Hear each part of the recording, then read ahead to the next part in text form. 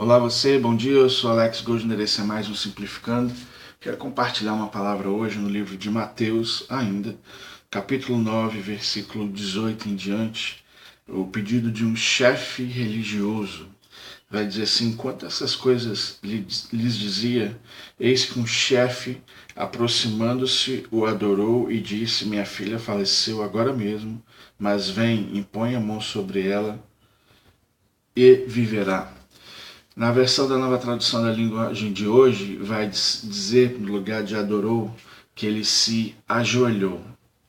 Então, independente se ajoelhou, adorou, seja lá como foi que ele adorou, a primeira coisa que isso me diz é que quando eu me aproximo de Jesus, e principalmente com um pedido, eu o adoro. E o que seria esse adorar, ajoelhar?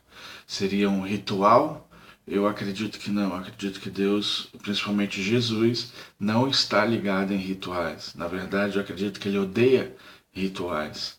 Então, esse adorar, se ajoelhar, imagine alguém ajoelhado diante de você, ele está dizendo que reconhece que você é maior do que ele.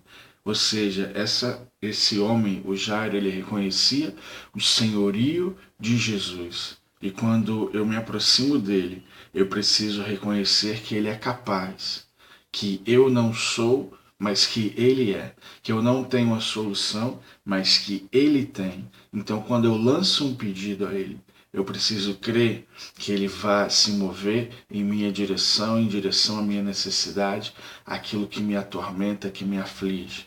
Porque Deus não quer que nada te atormente ou te aflige.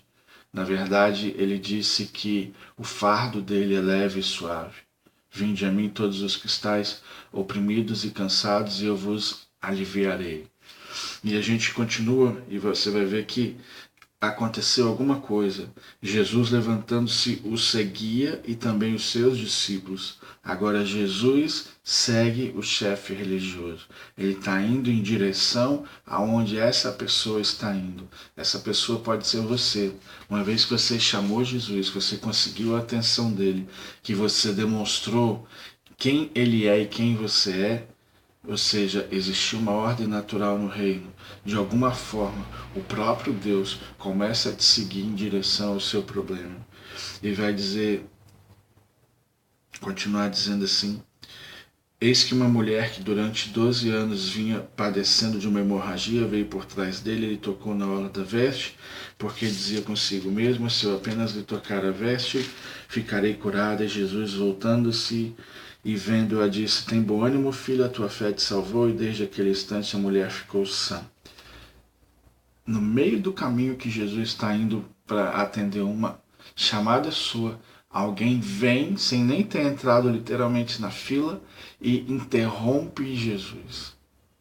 Como que você se sentiria? Como que será que você reagiria? Sai, sai, sai, agora ele está comigo, agora ele está cuidando das minhas coisas, não tem tempo, eu já esperei muito tempo. Como que seria o seu coração nesse momento? O de Jesus foi que, independente de quem chama, independente de para onde ele está indo, ele também atende essa mulher. Por quê? Porque ela também é gente. Porque ela também faz parte daqueles que ele quer alcançar. E a gente continua no 23 dizendo: tendo Jesus chegado à casa do chefe, vendo os tocadores de flauta e o povo em alvoroço, disse: retirai-vos, porque não está morta a menina, mas dorme. E riam-se dele. Na versão da Nova Tradução da Linguagem de hoje vai dizer que eles tocavam músicas fúnebres. O pessoal já comemorava uma morte. E aqui é muito interessante porque esse Jairo, ele era um chefe religioso. Consequentemente, eu imagino que seus amigos e familiares também fossem muito religiosos. E aí quando ele se torna diferente, ele reconhece em Jesus alguém que pode salvar a filha dele, ele vai e pede socorro. Ou seja, quando você fala com Jesus, é também chamado por nós hoje como oração. Então ele vai lá e ora para Jesus, Jesus vem ao encontro dele, e quando Jesus chega no local onde ele vive, ele encontra uma situação adversa a que ele mesmo, Jesus, vive e que ele opera. Ou seja, existia um ambiente mundano no sentido de uma mentalidade mundana, Romanos 12, 1, 2, declarando que aquela vida daquela menina já havia passado. Havia uma cultura já estabelecida e até canções fúnebres eram tocadas. E a primeira coisa que ele pede literalmente é: retirai-vos. E ele ainda explica para eles rapidamente: porque não está morta a menina, mas dorme. E obviamente riam-se dele, porque é uma outra cultura. Toda vez que a cultura do reino dos céus chega diante de pessoas muito religiosas, elas vão rir, elas vão criticar, porque elas mesmas já estabeleceram o que era ou o que é para acontecer, porque a mentalidade delas já está fechada, ou seja, conformada. E a palavra de Deus vai nos dizer para ela: não vos conformeis com este mundo, ou seja, com o padrão deste mundo. E Jesus está fazendo exatamente isso. Ele não está se conformando. Ele está quebrando o padrão. Imagine você chegando numa situação e você está indo para orar por uma pessoa, para curar ou para ressuscitar, e aí já várias pessoas estão naquele local, já existe de certa forma uma festa, mesmo com música fúnebre, e aí quando você chega eles já te informam: não, ele já morreu, já morreu. Algo tipo: nem precisa entrar, porque daqui a pouco a gente já vai enterrar. E aí esse Jesus, que deve ser eu e você, ele insiste contra a cultura popular e ele entra, ele vai dizer assim no 25: mas afastado o povo, uma mentalidade secular, popular do povo, todas essas coisas elas precisam ser afastadas para que o ambiente dos céus possa dominar naquela situação, que possa gerar de novo, quem sabe, aquele local que era o Éden, um local de saúde e de vida. Então Jesus entrou e olha o que ele fez: tomou a menina pela mão e ela se levantou. A vida em pessoa simplesmente tocou a menina e ela se levantou. Um fato interessante é que ela é menina, no sentido de criança, não é uma mulher.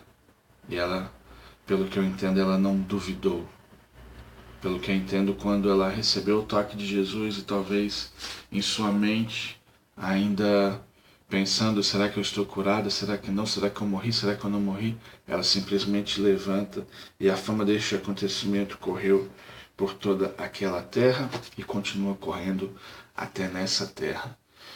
É interessante que Deus, ele se preocupa com o nome dele, consequentemente com a fama dele. Você vai ver que tem uma história, não sei se é real, mas faz muito sentido, que dizem que os Beatles disseram anos atrás que eles seriam ou eram mais famosos do que Jesus. E aconteceu alguma coisa que um deles faleceu, se eu não me engano, John Lennon. E Deus se preocupa com o nome dele. É uma característica de reis. Presidentes não se preocupam, reis se preocupam. Então, quando existe uma situação na sua vida, adore a Deus, ore a Deus e convide-o para a sua situação. Não se importe se no meio do caminho ele for interrompido, porque um rei, ele é muito solicitado, mas ele tem uma palavra, apenas uma. Ele é imutável, ele é estável e ele vai chegar na sua casa e vai trazer vida àquilo que está morto. Grande abraço, fique com essa palavra no coração e somente creia que Jesus tem a solução, sim, para o seu problema, para a sua questão. Grande abraço e até amanhã.